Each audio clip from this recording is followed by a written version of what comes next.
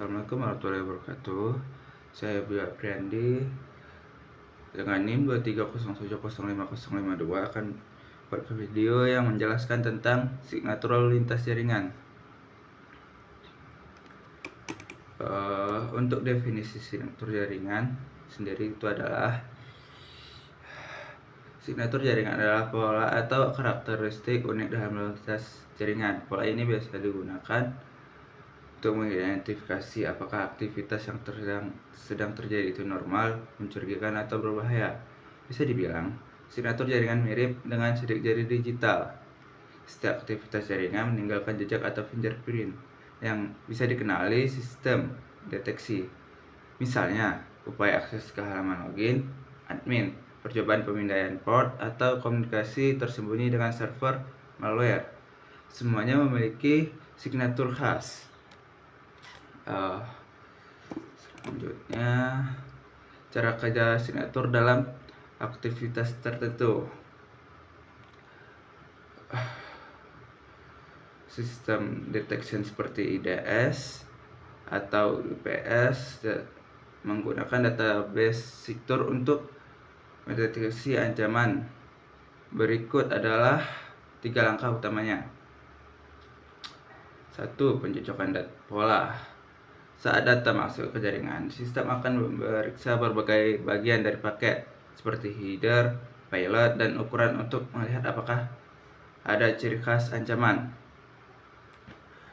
Selanjutnya ada perbandingan. Ciri khas dari paket itu dibandingkan dengan signatur yang sudah ada di dalam database sistem.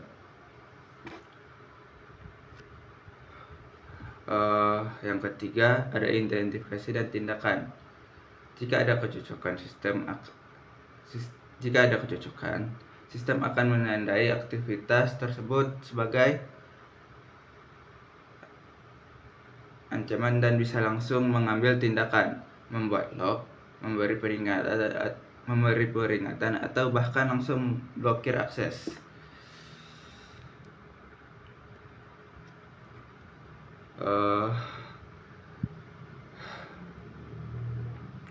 Berikut adalah beberapa jenis signatur umum yang digunakan untuk mendeteksi ancaman. Yang pertama ada signatur berbasis string atau teks. Sistem mencari urutan kata atau byte tertentu dalam payload. Contohnya string get admin PHP di lalu lintas HTTP yang menandakan upaya untuk masuk ke halaman admin. Selanjutnya, yang kedua, mendeteksi nilai mencurigakan di header paket seperti penggunaan port yang tidak umum atau kombinasi flag TCP yang tidak standar. Yang ketiga, signatur berbasis ukuran atau panjang. Paket data yang terlalu kecil atau terlalu besar dibandingkan dengan protokol standar bisa menandakan aktivitas abnormal. Yang keempat, signatur berbasis perilaku. Bukan hanya isi paket, tapi juga pola perilaku dianalisis. Contohnya, banyaknya upaya login gagal atau dari satu IP bisa menandakan brute force attack. Selanjutnya ada kategori signatur lalu lintas mencurigakan.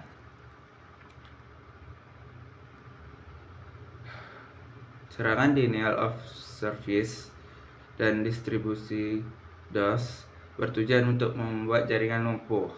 Signatur untuk serangan ini mendeteksi volume lalu lintas yang tiba-tiba melonjak, header paket yang tidak sah, aktivitas dari sumber IP yang mencurigakan seperti botnet.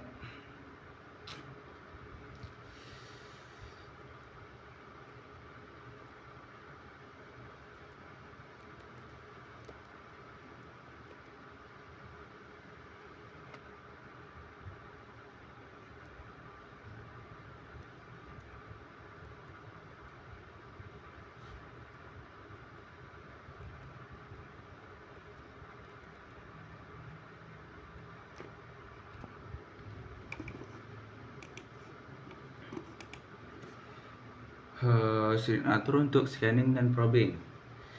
Signature scanning berguna untuk mendeteksi upaya awal serangan seperti port scanning, percobaan koneksi ke banyak port di satu IP. IP scanning itu untuk deteksi host aktif di rentang IP. Pemetaan versi itu melalui permintaan khusus untuk mengidentifikasi versi layanan seperti HTTP option.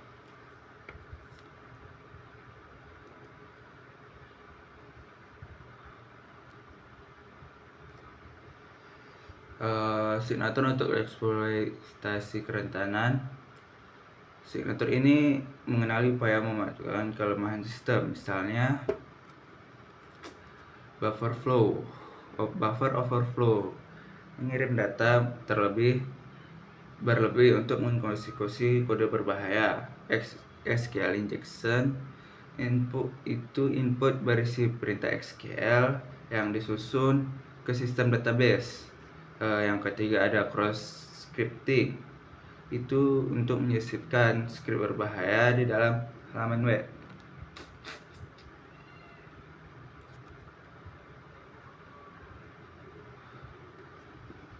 Selanjutnya ada malware dan command control atau C2 traffic.